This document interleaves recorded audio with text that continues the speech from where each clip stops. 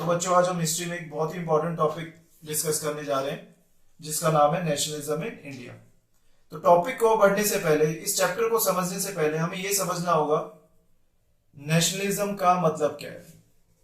What is this nationalism, ये जो feeling है नेशनलिज्म, इसका मतलब क्या होता है। तो नेशनलिज्म बच्चे you can say nationalism means to identify with your own nation and its culture. Okay, जब आप अपने कल्चर से, अपनी नेशनल आइडेंटिटी से, अपनी जोग्राफिकल आइडेंटिटी से जब लोग एक दूसरे को कनेक्ट करने लग जाए, समझने लग जाए कि जैसे हम बोलते हैं ना कि हम इंडियंस हैं, हमारा एक कॉमन जोग्राफिकल एंटिटी है, ओके, हमारा एक कॉमन पास्ट है, हम इंडियंस हैं, तो इस फीलिंग को ही बोला जाता है नेशनलिज्म की फीलिंग। फाइन। और नेशनलिज्म को आप ये भी बोल सकते हो when you start considering to consider your nation superior to others. जब आप अपने नेशन को दूसरे नेशन से सुपीरियर समझने लग जाएं, इस फीलिंग को ही बोला जाता है, इस फीलिंग को भी हम बोल सकते हैं कि ये नेशनलिज्म की फीलिंग है। ओके, तो जैसे आजकल के एग्जांपल में आप देख सकते हैं, अगर हम आजकल का एग्जांपल ले, जैसे हम बोलते हैं यार स्पोर्ट्स में, वॉर में, हम बोलते हैं ना India is very much superior to Pakistan. ठीक है, इंडिया हर एक एस्पेक्ट में पाकिस्तान से बहुत ज्यादा सुपीरियर है। तो ये जो फीलिंग है ना कि आवर नेशन इज बेस्ट, सो इसी फीलिंग को हम बोलते हैं नेशनलिज्म की फीलिंग। फाइन, सो आगे बढ़ते हैं। सो अब हम देखते हैं बच्चे, एनसीईआरटी में भी मेंशन है कि यूरोप में नेशनलिज्म कैसे फैला और नेशनलिज्म के साथ क्या क्या वहां पे चेंजेस आए। ठीक है, क्या क्या कैरेक्टरिस्टिक्स एसोसिएटेड होते हैं नेशनलिज्म के साथ। ओके, तो आप स्टार्टिंग में देखेंगे बच्चे, यूरोप स्टार्टिंग में किंगडम्स में डिवाइडेड था। Fine, it was divided into various kingdoms. बहुत छोटे छोटे किंगडम से वहां पे वो किंग्स रूल करते थे यूरोप में। ठीक है, तो जैसे ही लोग यार आपने देखा है कि इंडस्ट्रियल रेवोल्यूशन आई, एक रेनेसांस आया जहां पे बहुत सारी development, scientific, cultural, industrial development हो रही थी यूरोप में। तो जैसे ही लोग भाई डेवलपमेंट होती है तो लोगों ने किंग से राइट मांगना स्टार्ट कर दिया। फिर वो जो उनकी लड़ाई किंग्स के अगेंस्ट हो गई, और जब वो लड़ रहे थे किंग्स के अगेंस्ट, तो उसी के साथ एक नेशनलिज्म की फीलिंग आई। आपने फ्रेंच रेवोल्यूशन में भी पढ़ा होगा कि लोग आइडेंटिफाई करने लग गए अपने नेशन से। ओके, तो हुआ क्या यार, जैसे जैसे किंग्स के अगेंस्ट लड़ रहे थे उसके साथ साथ नेशनलिज्म की फीलिंग आई। तो क्या कैरेक्टरिस्टिक्स होती है बच्चे नेशनलिज्म की, एक तो नेशन स्टेट्स बनने लग जाते हैं। When nationalism comes, nation states बनते हैं आपके। ओके, आप देखेंगे यार यूरोप में ना जर्मनी बना, इटली बना, ग्रीस बना, तो ये सारे नेशंस ना बने हैं, ये 19th सेंचुरी में बने हैं। क्योंकि अब पहले जो जर्मन्स थे देवर अंडर सम किंगडम, तो जैसे ही इनकी फाइट हुई भाई किंग से, इन्होंने राइट्स मांगना स्टार्ट किया, ये अपने आप को एक कॉमन कल्चर से आइडेंटिफाई करने लगे, कॉमन पास्ट, कॉमन कल्चर, एक कॉमन ज्योग्राफिकल लोकेशन से। तो इसलिए जब नेशनलिज्म आता है तो नेशन स्टेट्स बनते हैं। ओके, फिर आपका आता है एक सेंस ऑफ, जो अभी मैंने आपको समझाया, कलेक्टिव आइडेंटिटी यूरोप में फैला, एंड बिलोंगिंगनेस। इसको आप बोल सकते हो भाईचारा, बिलोंगिंगनेस को आप बोल सकते हो भाईचारा। ठीक है ना, भाई बोलते हैं ना कि यार एक ही नेशन के लोग हैं हम, है ना, हम भाई हैं, बहन है, हम लाइक मिलके आगे बढ़ेंगे, हम एक दूसरे के लिए कुछ भी कर सकते हैं। तो ये फीलिंग ग्रो होने लगी कि अपने देश के लिए, अपने देश के लोगों के लिए हम कुछ भी कर सकते हैं। तो this feeling is also associated with the feeling of nationalism, और ये यूरोप में बहुत आया। जब नेशंस फॉर्म होने लगे ना तो ये फीलिंग काफी आई वहां पे। ओके, फिर then other thing is when nations form, तो सिंबल्स आते हैं बच्चे वहां पे। आप इंडिया में जैसे देखेंगे, अगर इंडिया से रिलेट करें तो हमारा वो है नेशनल, वो है ना एम्बलम, ठीक है, फ्लैग आता है नेशन का, तो ये सिंबल्स होते हैं। तो सिंबल से भी लोग अपने आप को आइडेंटिफाई करने लग जाते हैं, अपने नेशन को आइडेंटिफाई करने लग जाते हैं। ओके, आइकन्स फॉर्म होते हैं, इनको आप बोल सकते थे यूथ आइकन्स। भाई जैसे इंडिया से अगर फिर से रिलेट करोगे आप देखेंगे कि जैसे इंडिया में सरदार वल्लभ भाई पटेल थे, जवाहरलाल नेहरू जी थे, इन्होंने बहुत फाइट की and they were quite popular among the youth. ठीक है ना। तो लोग उनको लाइक एक तरह से बोलते हैं ना कि फॉलो करते हैं कि हाँ यार इन्होंने हमारे देश के लिए बहुत कुछ किया है। तो पीपल दे स्टार्ट है ना लाइकिंग दीज पर्सनैलिटीज, अपने आप को लाइक लोग इनसे अपने आप को आइडेंटिफाई करते हैं कि हाँ यार इन जैसा ही बनना है हमें। ठीक है, सिंबल्स आए आते हैं बच्चे नेशन के साथ, आइकन्स बनते हैं, सॉन्ग्स आते हैं, यूरोप में भी आया। जैसे एक फ्रेंच रेवोल्यूशन में एक बहुत फेमस सॉन्ग था मरसाइल, ठीक है ना। अब इंडिया से अगर रिलेट करेंगे फिर से, अब देखेंगे इंडिया में से जैसे ही इंडिया बना है ना, लोगों में जागरूकता फैली कि हाँ यार हम एक भारतीय हैं, वी आर इंडियंस। तो इंडिया में भी वंदे मातरम, ठीक है ना, नेशनल एंथम, ये वाली फीलिंग आई। तो यूरोप में अगर देखा जाए तो ये कुछ आप बोल सकते हैं कि nationalism was associated with these feelings and these characteristics. Fine, so will move on to the next topic. अब बच्चे हमने ये तो देख लिया कि नेशनलिज्म होता क्या है। ओके, हमने ये देख लिया यूरोप में क्या कैरेक्टरिस्टिक्स थी नेशनलिज्म की, कैसे आया। अब देखते हैं how nationalism came to India.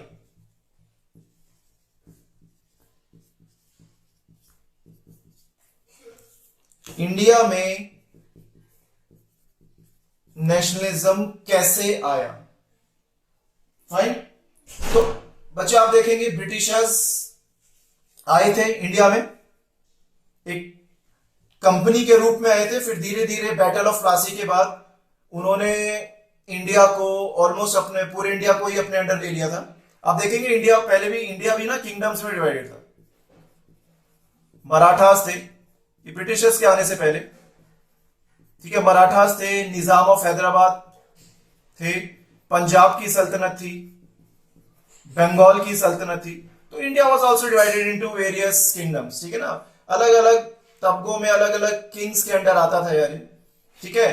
तो जब ब्रिटिशर्स आए बैटल ऑफ प्लासी के बाद ऑलमोस्ट पूरा इंडिया इन्होंने अपने अंडर ले लिया। ये सारे किंगडम्स इन्होंने लाइक हथिया ही लिए थे, bye hook and crook, bye fighting, ठीक है। तो जब यार इन्होंने हमें काफी ऑप्रेस किया, politically, economically, socially, culturally, Britishers they oppressed us. So इससे यार नेशनलिज्म कैसे आया। देखो अब हम बोलते हैं ना कि दुश्मन का दुश्मन दोस्त होता है। तो जैसे ब्रिटिशर्स ने हमें एक्सप्लॉइट करना स्टार्ट किया ना, तो लोगों को एक कॉमन एनिमी मिल गया। लोग इस एनिमी के अगेंस्ट ना एकजुट हो गए कि हाँ यार अब हमें इनके अगेंस्ट लड़ना है, ठीक है ना। तो अलग अलग रीजन के लोग, अलग अलग कल्चर के लोग, अलग अलग कम्युनिटी के लोग यूनिफाई हो गए, वो हो गए यूनिफाई। ओके, सो इससे हुआ क्या बच्चे, तो इस एंटी कॉलोनियल मूवमेंट से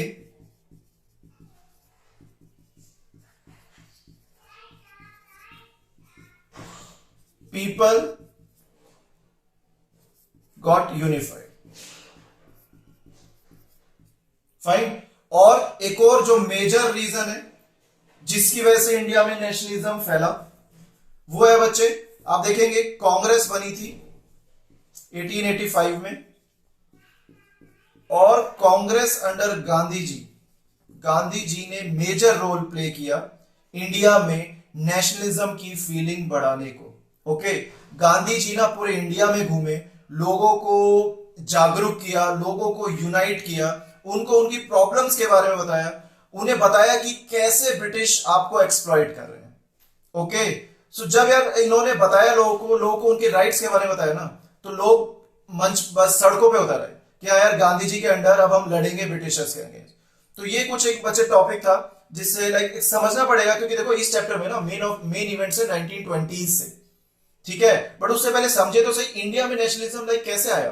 पहले इंडिया भी किंगडम्स में डिवाइडेड था अलग अलग, ठीक है, एक फीलिंग ऑफ नेशनलिज्म इतनी नहीं थी। बट जब ये हुआ ना, ये सारी चीजें हुई, ब्रिटिशर्स आए, कांग्रेस आई, गांधी जी आए, इन्होंने पूरी कंट्री को यूनिफाई कर दिया, बोल दिया कि यार हम सब एक है, ओके, ठीक है, और हमें एक अपने कॉमन एनिमी के अगेंस्ट लड़ना है। फाइन, तो इसकी वजह से इंडिया में नेशनलिज्म काफी फैल गया। Fine, so will move on to the next topic. अब हम बात करेंगे बच्चे फर्स्ट वर्ल्ड वॉर।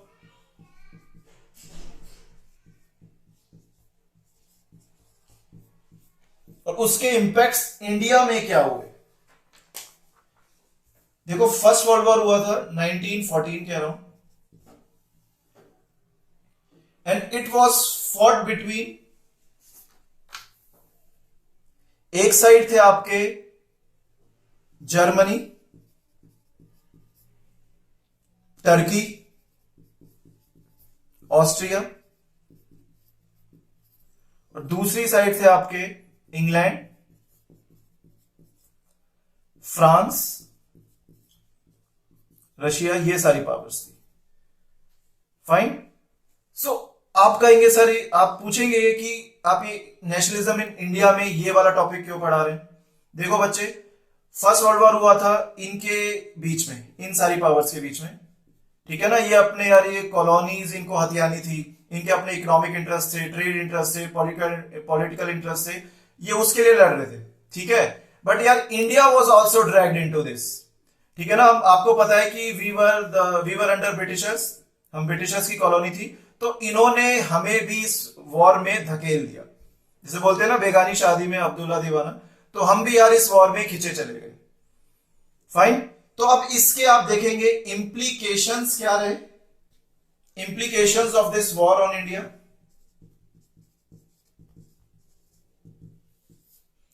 एक तो देखो आप ये जानो कि वॉर में पैसा लगता है, वॉर नीड्स मनी। पैसा का किस लिए लगता है? टैंक्स खरीदने हैं, बनाने हैं, एमुनिशंस, गोली बारूद खरीदना है, बनाना है, और सोल्जर्स की सैलरी वगैरह आपको पे करनी है, ठीक है ना, खाना पीना, बहुत सारी चीजें होती है। तो इसके लिए war needed a lot of money, ठीक है। अब वो ब्रिटिशर्स वो मनी लाए कहां से?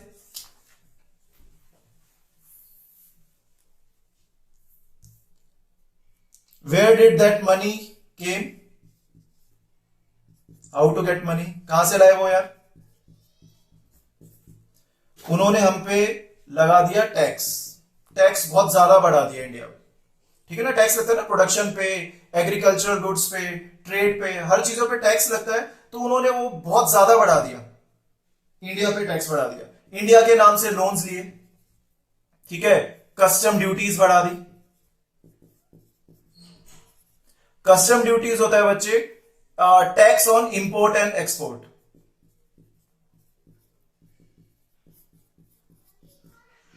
कोई भी गुड आप इंपोर्ट और एक्सपोर्ट करते हो ना, उस पे टैक्स लगता है, एक बेसिक आइडिया होना चाहिए इसका, ठीक है ना। तो इससे यार लोग बहुत परेशान हो गए इंडिया में, आप टैक्स बढ़ा रहे हैं इतना ज्यादा, ठीक है ना। भाई वैसी सैलरी कम है लोगों की, खाने पीने को इतना है नहीं, ऊपर से आप जो परचेजिंग गुड्स है, ट्रेड है, उस पर आप टैक्स लगा रहे हो इतना। तो people were really angry, people were really angry with this, okay. फिर एक चीज क्या हुई, आपका इकोनॉमी में भी एक कंसेप्ट है, प्रोडक्शन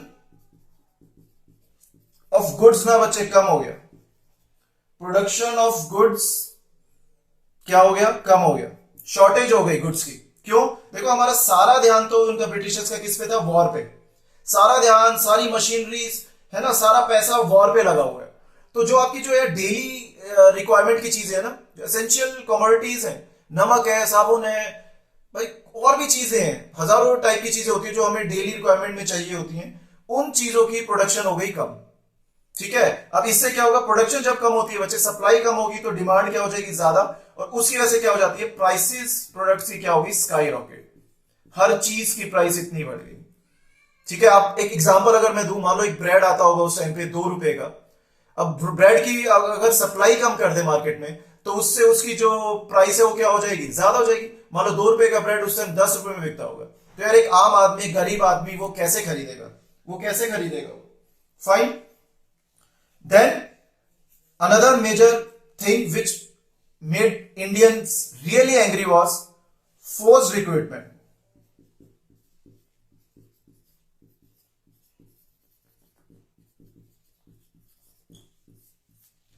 फोर्स रिक्रूटमेंट का मतलब होता है, देखो आप वॉर लड़ रहे हैं, तो आपको यार आर्मी की जरूरत है, सोल्जर्स की जरूरत है। अब ब्रिटिशर्स के पास खुद के तो इतने सोल्जर्स थे नहीं, तो वो हमारे इंडियंस को, हमारे यूथ को जबरदस्ती उनके पास जाते थे और उनको फोर्सफुली रिक्रूट करते थे अपनी आर्मी में। मान लो किसी को मना भी करना है ना कि मुझे नहीं लड़ना ये वॉर, यार वॉर कहां पे लड़ा जा रहा है? यूरोप में, रशिया में, अफ्रीका में, इंडियंस का कोई लेना देना ही नहीं है, फिर भी हमें फोर्सफुली रिक्रूट करते थे वो, क्योंकि उन्हें आर्मी की जरूरत थी। तो यार अब मान लो आपको नहीं जाना आर्मी में, आपको वॉर लड़ना ही नहीं है, फिर भी जबरदस्ती जाना पड़ता था, because they used to force us to fight their war. तो इसकी वजह से Indians they were really angry कि यार ये हो क्या रहा है। फाइन। देन एक और चीज जिसने इंडियंस को वाकई में और गुस्सा दिलाया और जिसके इंप्लीकेशंस काफी हैवी रहे, वो था, आप देखेंगे क्रॉप्स फेल हो गए बच्चे। उसी तरह जब वॉर हो रहा था तो इंडिया में क्रॉप्स हो गई फेल। ठीक है, अब क्रॉप्स फेल हो गई, उससे क्या हो जाएगा, फार्मर्स देवर रियली एंग्रियर। ठीक है ना, एग्रीकल्चर प्रोडक्शन ठप हो गया। अब आप देख रहे हो ओवरऑल क्या हो रहा है, टैक्स बढ़ रहा है, क्रॉप्स फेल हो गई, ऊपर से इंडिया में उसी टाइम आया इन्फ्लुएंजा एपिडेमिक। एपिडेमिक होता है महामारी, जैसे अभी आप कोरोना का देख रहे हैं, तो उसी टाइम जब वॉर चल रहा था इंडिया में इन्फ्लुएंजा एपिडेमिक फैल गया। ठीक है, और अकॉर्डिंग टू 1921 सेंसस बचे, इंडिया में 12 से लेके 13 मिलियन पीपल डाइड। 1.2 करोड़ से लेके 1.3 crore people they died in this epidemic. ठीक है ना, आप देख रहे हैं कि क्या कर दिया ब्रिटिशर्स ने इंडिया में, टैक्स बढ़ा दिया, चीजों की प्रोडक्शन कम हो रही है, प्राइस बढ़ रही है।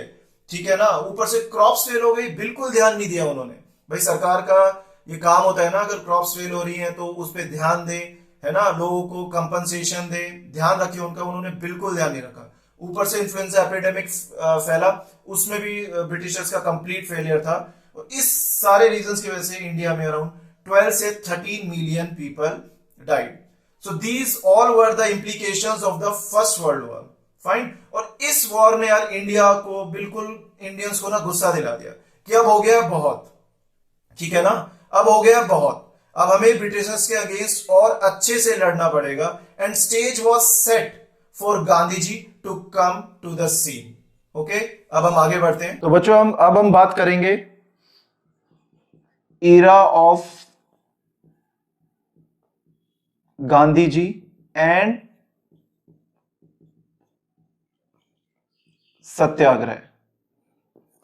गांधी जी बच्चे इंडिया में 1915 में आए थे, अर्ली 1915 में, फ्रॉम साउथ अफ्रीका। और वहां भी आप लोग सब जानते हैं उन्होंने अपार्थेड और डिस्क्रिमिनेशन के अगेंस्ट काफी लड़ाई लड़ी थी ब्रिटिशर्स के against, and he was quite popular, है ना, साउथ अफ्रीका में भी वो काफी पॉपुलर थे।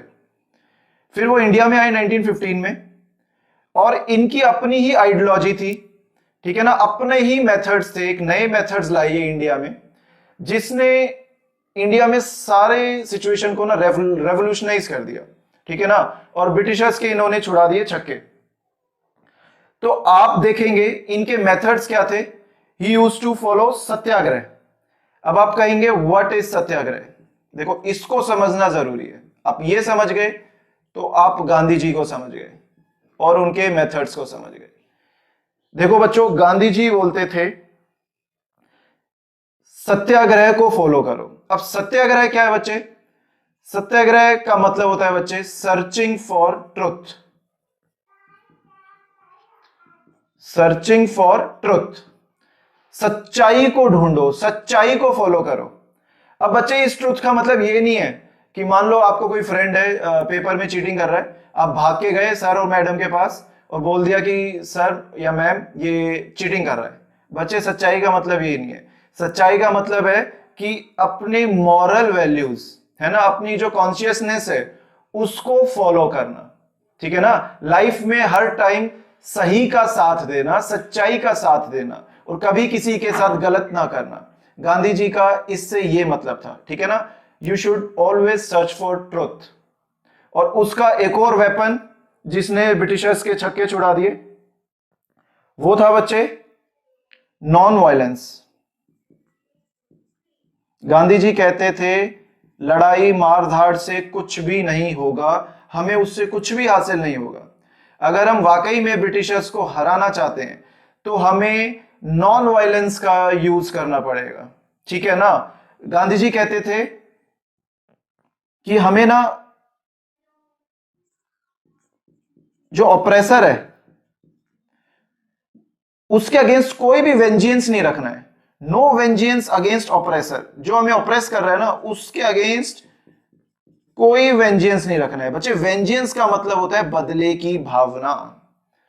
तो गांधी जी कहते थे आपको कोई परेशान करना है तो उसके अगेंस्ट आपको बदले की भावना नहीं रखनी है। उनकी एक फेमस लाइन थी ना, hate the sin not the sinner, ठीक है ना।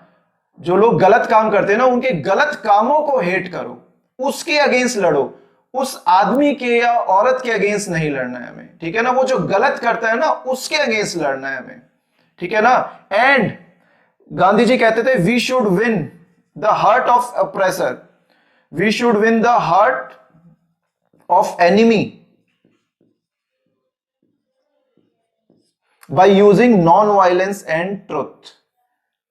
इन मेथड से हमें ना अपने एनिमी का दिल जीतना चाहिए और उसको लाइक है ना, वो गांधी जी कहते थे यार उसके दिल को ना निचोड़ डालो, उसको कन्वर्ट कर डालो, उसको बताओ कि आप गलत कर रहे हो और आप क्यों गलत कर रहे हो, एंड दिस इज अनजस्ट, है ना, दिस इज इनह्यूमन, है ना, whatever you are doing. और गांधी जी कहते थे आप ये चीजें फॉलो करोगे ना तो इससे आप अपने एनिमी का भी दिल जीत पाओगे, ठीक है ना। और इन मेथड से बच्चे आप देखेंगे गांधी जी ने ना पूरे इंडिया में ये मान लो एक टाइप से आतंक मचा दिया ब्रिटिशर्स के अगेंस्ट, और वो तो बहुत डर गए थे ब्रिटिशर्स, ठीक है ना। ब्रिटिशर्स कह रहे थे ये कौन आ गया जो बिना वायलेंस के, ठीक ना, बिना हथियारों के, बिना लड़ाई के हमारे अगेंस्ट लड़ रहा है और लोगों को इतना जागरूक कर पा रहा है ये बंदा, ठीक है ना। अब हम देखेंगे बच्चे गांधी जी जब इंडिया में आए ना तो नॉन कॉपरेशन मूवमेंट तो 1920s के आसपास स्टार्ट हुई थी। उससे पहले गांधी जी पूरे इंडिया में घूमे थे बच्चे। 1915 में आए तो एकदम से ये नहीं है कि आज जैसे आए उन्होंने मूवमेंट स्टार्ट कर दी कोई, पहले वो पूरे इंडिया में घूमे, ठीक है। और उन्होंने बच्चे पहले इंडिया को जाना, इंडिया के लोगों को जाना, यहां की प्रॉब्लम्स को जाना, ठीक है ना। फिर जाके वो मैदान में उतरे, फिर जाके वो मैदान में उतरे, ओके। और आप देखेंगे गांधी जी के फर्स्ट 3 सत्याग्रह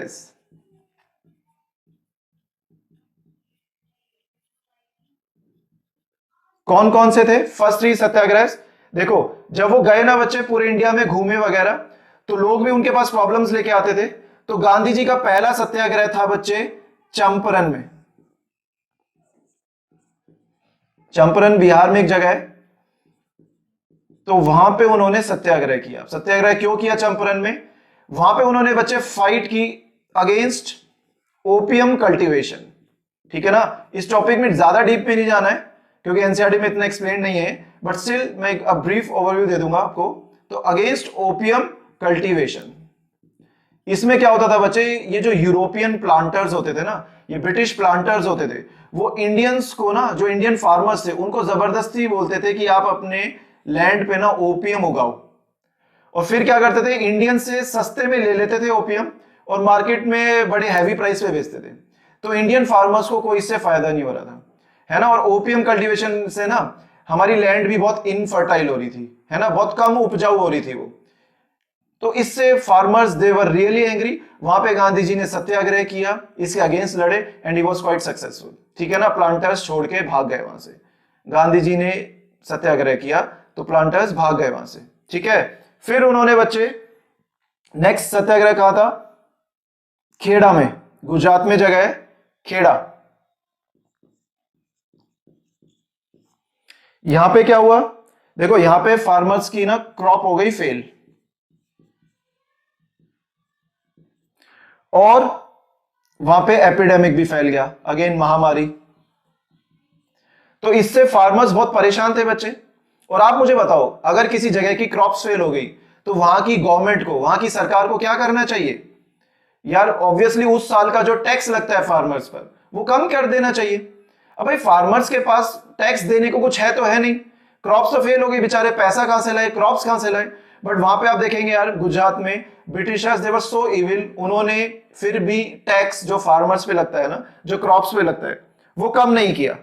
तो गांधी जी ने यही डिमांड किया यहाँ पे खेड़ा में, क्या? ही डिमांडेड रेवेन्यू, या बोल सकते हैं टैक्स रिलैक्सेशन। अगेन इन्होंने बच्चे धरना दिया, सत्याग्रह किया, और ब्रिटिशर्स को उनकी बात माननी पड़ी। अगेन ये जो इनकी मूवमेंट थी खेड़ा वाली, quite successful, it was again quite successful. ठीक है, फिर बच्चे उन्होंने एक अहमदाबाद टेक्सटाइल मिल में भी स्ट्राइक की। यहां पे क्यों स्ट्राइक की उन्होंने? यहां पे बच्चे आप देखेंगे जो वर्कर्स थे ना भाई, किसी कंपनी में, जो टेक्सटाइल मिल है किसी कंपनी में, वो वहां पे कौन काम करता है बच्चे? वर्कर्स होते हैं, ठीक है ना, मजदूर वगैरह काम करते हैं। तो वहां पे जो ओनर्स थे ना इस मिल के, वो इन वर्कर्स को बहुत एक्सप्लॉइट करते थे, ठीक है, उनकी सैलरी कम देते थे उनको, ऊपर से बच्चे हर साल बोनस मिलता है ना, सैलरी इंक्रीमेंट होती है, वो भी नहीं बढ़ा रहे थे। तो गांधी जी ने इसके लिए फाइट की कि भाई इनका बोनस बढ़ाओ, इनकी सैलरी बढ़ाओ, ठीक है ना, साल दर साल आपका सैलरी बढ़ती है ना। तो गांधी जी ने इसके अगेंस्ट फाइट की। तो बच्चे जो तीन मूवमेंट्स थी ना, चंपारण, खेड़ा और अहमदाबाद, इन तीनों से गांधी जी को भी एक्सपीरियंस मिला, और ये तीनों मूवमेंट बहुत सक्सेसफुल रही, और इससे वो इंडिया के लोगों के दिलों में छा गए। भाई पूरे लोग, भाई बात तो फैली जाती है ना कि भाई एक बंदा है अफ्रीका से, उसने चंपारण में, अहमदाबाद में, खेड़ा में ब्रिटिशर्स के अगेंस्ट लड़ा है वो, और लोगों की जो डिमांड थी वो पूरी करवा दी, ठीक है ना। तो ये अपने जो बच्चे गांधी जी के नॉन वायलेंट और जो ट्रुथ वाला जो एक वो मेथड था, वो एक रंग लाने लगा, ठीक है ना, वो रंग लाने लगा। सो आगे बढ़ते बच्चे नेक्स्ट टॉपिक की तरफ। बच्चे अब हम बढ़ते हैं रॉयलेट एक्ट की तरफ, ठीक है ना। ये एक्ट क्या थी, क्यों ब्रिटिशर्स ने पास की, इसके बारे में जानते हैं बच्चे। रॉयलेट एक्ट क्या थी? देखो फर्स्ट वर्ल्ड वॉर के बाद, अभी हमने देखा फर्स्ट वर्ल्ड वॉर के बाद इंडिया में सिचुएशन काफी टेंस हो गई। आपने अभी देखा ब्रिटिशर्स इतनी वेज में इंडियंस को एक्सप्लॉइट कर रहे थे ना कि लोग सड़क पे उतरे, ठीक है ना, लोगों में गुस्सा बहुत था। तो इन चीजों को सप्रेस करने के लिए, ठीक है ना, ब्रिटिशर्स ने पास की रॉयलेट एक्ट। अब इस एक्ट के थ्रू क्या होता था? इस एक्ट के थ्रू बच्चे, इस एक्ट ने, it gave enormous power to British government,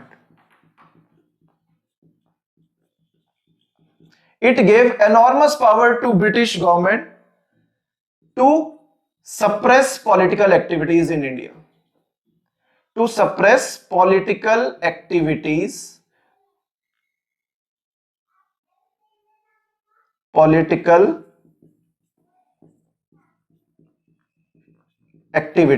okay भाई। अब जैसे ही जो भी ब्रिटिशर्स के अगेंस्ट बोलता था, रैलीज निकालता था, प्रोटेस्ट करता था ना, जो भी एक्टिविटीज होती थी, उसको भाई इस एक्ट ने एनॉर्मस पावर दे दी सरकार को, पुलिस को, कि आप जाओ और इस जो भी एक्टिविटीज हो रही है हमारी सरकार के अगेंस्ट, उनको दबा दो आप, ठीक है ना, लोगों को मारो, लोगों को गोली मारो, लोगों को जेल में डालो, कुछ भी करो आप, बस ये जो भी एक्टिविटीज हो रही है इसको सप्रेस करो, जो भी अंग्रेजी सरकार के अगेंस्ट जा रहा है, ठीक है ना, सप्रेस हिम और हर। और बच्चे जिसने लोगों को वाकई में गुस्सा दिलाया, इस एक्ट का एक प्रोविजन था कि आप किसी भी पॉलिटिकल प्रिजनर को, डिटेंशन ऑफ पॉलिटिकल प्रिजनर,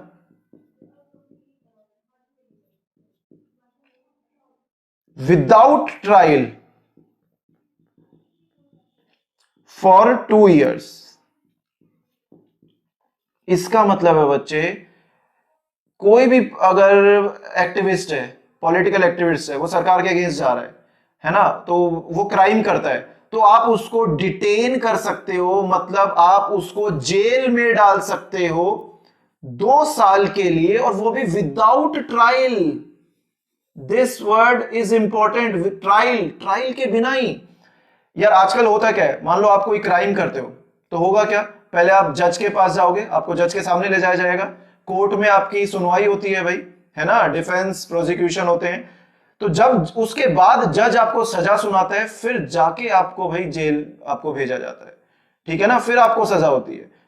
तो पहले सुनवाई तो होती है ना आपकी, बट रॉयलेट एक्ट के थ्रू बच्चे, अगर सरकार को लगा कि हाँ भाई ये बंदा ये गवर्नमेंट के अगेंस्ट जा रहा है, तो उसको जेल में डाल देते थे 2 साल के लिए, वो भी विदाउट एनी ट्रायल, कोई सुनवाई वगैरह कुछ नहीं होगी। तो यार ये कोई मजाक थोड़ी ना है। तो इससे इंडियंस बहुत ज्यादा गुस्सा हो गए थे, बहुत ज्यादा गुस्सा हो गए थे, और इसके लिए बच्चे गांधी जी ने स्टार्ट किया रॉयलेट सत्याग्रह।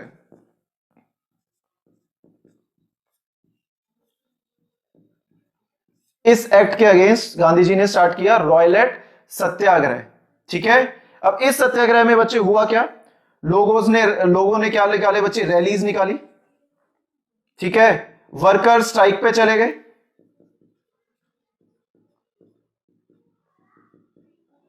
वर्कर्स ने बोला भाई अब हम ये फैक्ट्रीज में कुछ दिन काम नहीं करेंगे, स्ट्राइक पे चले गए, काम करना ही बंद कर दिया।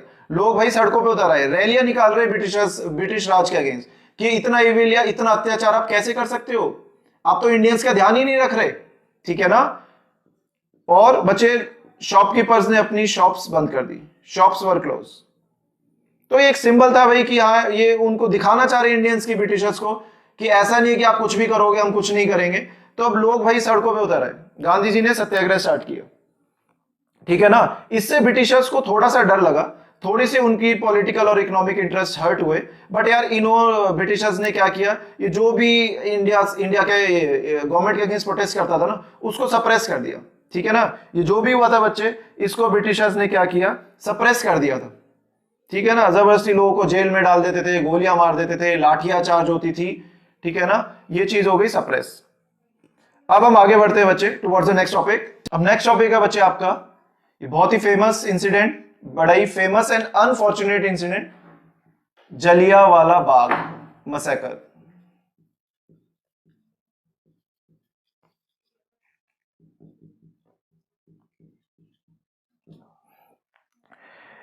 इसमें हुआ क्या था बच्चे, ये इंसिडेंट हुआ था 13 अप्रैल 1919 को, थोड़ी सी डेट्स भी याद रखा करो।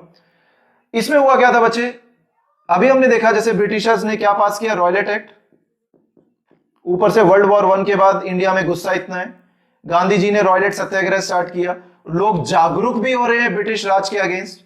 ठीक है ना, तो बच्चे आप देखेंगे पंजाब में ना सिचुएशन बहुत टेंस हो गई है। ठीक है ना, लोग बिल्कुल ये मान लो सड़कों पे उतर आए, कुछ वायलेंस भी हो रहा है। ठीक है ना, ब्रिटिशर्स के अगेंस्ट मैसिव रैलीज निकल रही हैं, तो वो ना बड़ी बॉइलिंग सिचुएशन हो गई पंजाब में। तो इससे भाई अंग्रेजों को लग गया डर वहां पे। ठीक है ना, तो वहां पे इन्होंने इंट्रोड्यूस कर दिया मार्शल लॉ, ब्रिटिशर्स ने इंट्रोड्यूस कर दिया पंजाब में मार्शल लॉ। अब आप पूछेंगे मार्शल लॉ क्या होता है बच्चे, इस लॉ में क्या होता है कि आर्मी के पास ना बहुत ज्यादा पावर आ जाती है कि आप किसी को भी गोली मार सकते हैं, किसी को भी जेल में डाल सकते हैं। है ना, कोई भी अगर सड़क पे उतर के गवर्नमेंट के अगेंस्ट, ब्रिटिश के अगेंस्ट अगर वो रैली कर रहा है, तो आप उसको दबाओ, by hook and crook, by violence, by anything. ठीक है ना, तो enormous power comes with to army, like army के पास बहुत ज्यादा पावर आ गई थी वहां पे। मार्शल लॉ ये होता है। ठीक है ना, अब आर्मी के कंट्रोल में आ जाता है पूरा इलाका। अब यहां पे हुआ क्या यार, 13 अप्रैल 1919 को क्या हुआ भाई, उससे पहले मार्शल लॉ है डिक्लेयर पंजाब में। तो हुआ क्या यार, जलियांवाला बाग में ना, जलियांवाला बाग में क्या हुआ, ये एक पार्क था वहां पे जलियांवाला बाग। तो यहां पे हुआ क्या बच्चे, huge gathering of people,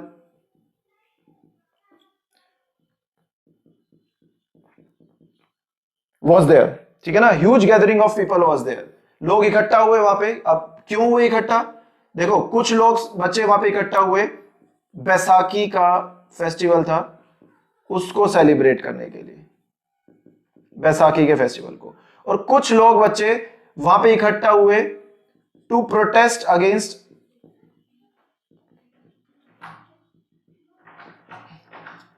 unjust laws of Britishers. जो ब्रिटिशर्स ने अभी पास किया ना रॉयलेट एक्ट वगैरह, जो बाकी लॉज थे उसके अगेंस्ट प्रोटेस्ट करने को वहां पे इकट्ठा हुए। और कुछ लोग बैसाखी फेस्टिवल सेलिब्रेट करने के लिए इकट्ठा हुए।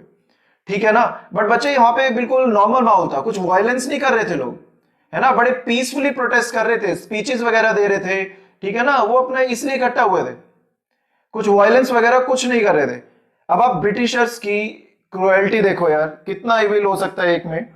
बच्चे जनरल डायर था वहां, जनरल डायर ने क्या किया, एग्जिट को कर दिया ब्लॉक बच्चे वहां पे, और वहां पे फायरिंग स्टार्ट कर दी विदाउट गिविंग एनी वार्निंग।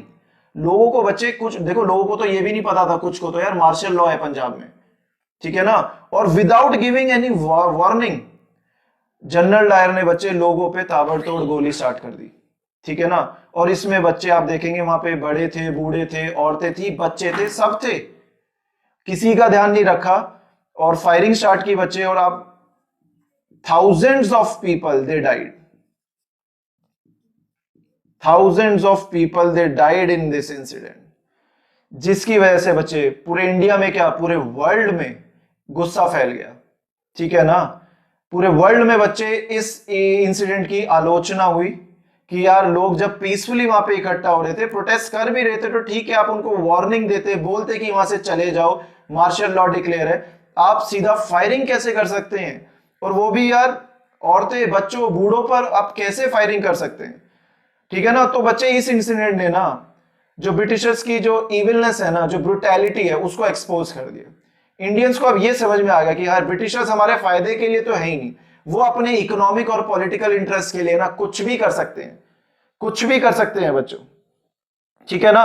अब इसका इंपैक्ट क्या रहा यार, अब आप देखेंगे इंपैक्ट क्या रहा, लोग बिल्कुल सड़कों पे उतर आए, ठीक है ना, इस इंसिडेंट को ओपोज करने के लिए।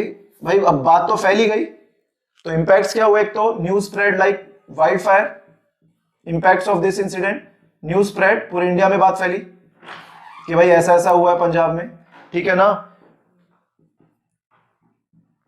लोग, बच्चे, वर्कर्स ने स्ट्राइक्स करी, कंपनीज में, फैक्ट्रीज में काम करना बंद कर दिया, कुछ लोग तो बच्चे पुलिस से ही भीड़ पड़े, ठीक है ना। अब ज्यादा हो रहा था यार ब्रिटिशर्स का, इतनी इविलनेस, इतना अत्याचार कब तक झेलेंगे, ठीक है ना। और गवर्नमेंट बिल्डिंग्स पर अटैक कर दिया लोगों ने।